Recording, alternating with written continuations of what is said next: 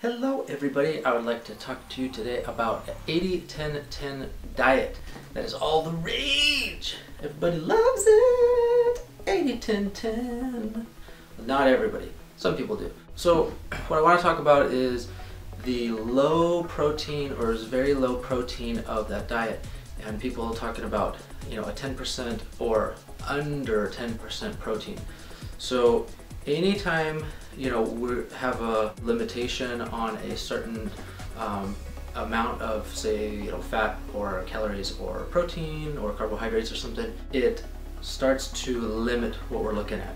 So rather than getting into is it the best diet or is it not the best diet, for this video I just want us to talk about limitations. Let's say for a man, general rule of thumb, they would probably say 56 grams of protein per day for a guy, or if you talk about percentages of calories, say that's like 62.5 grams for, say, a 2,500 calorie diet. 2,500 calorie diet would be, I don't know, I guess kind of fairly standard for a man depending on his exercise and height and weight and activity and all that stuff. So getting back to what we're talking about is the protein consumption. So let's just say 56 grams of protein for the day.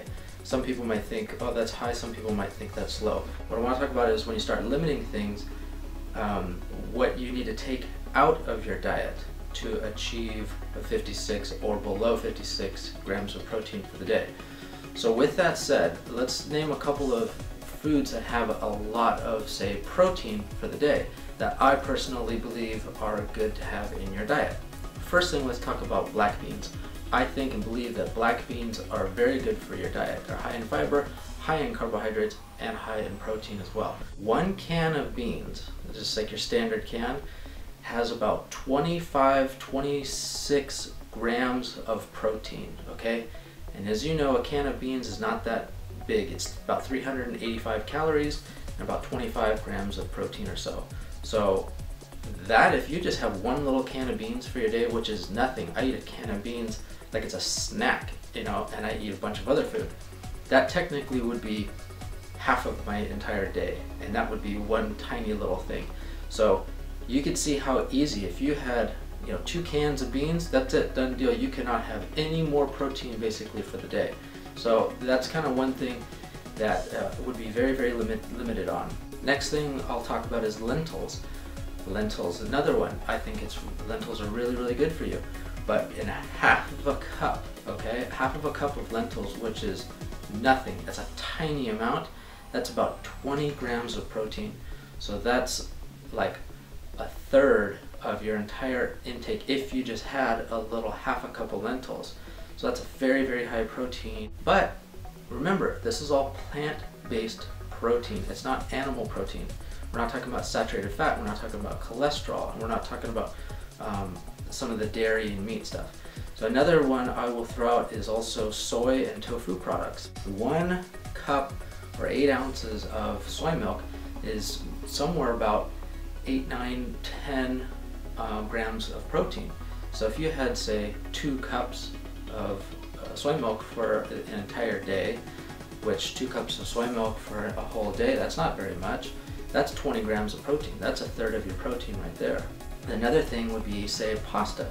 Okay, so a half a cup of pasta, the pasta that I get is usually it's a brown rice quinoa mix, and that's 5 grams of protein for half of a cup. Well, I could eat a ton of pasta, so just 2 cups of pasta, which is not that much for me, there's 20 grams of protein right there. There are other, high protein foods too, say peas. A two-thirds cup of peas is about 5 grams of protein as well.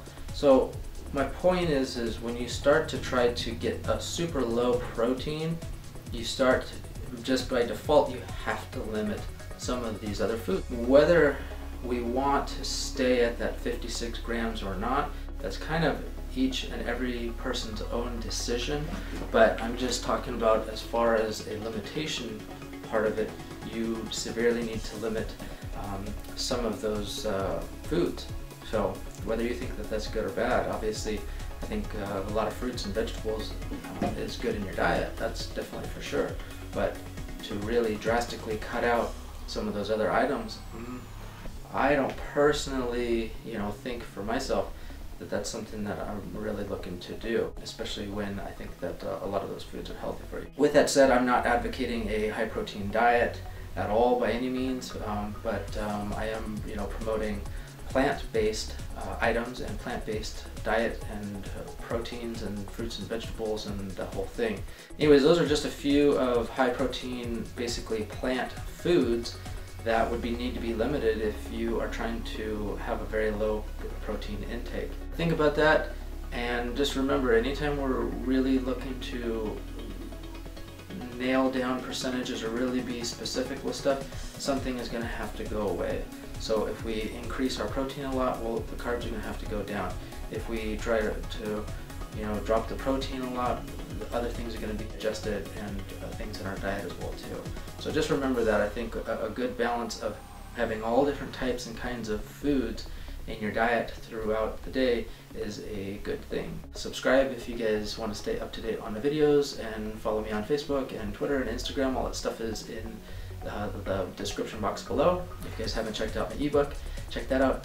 That is in the description box as well. Hope you guys are having a great day. I will talk with you later. Bye.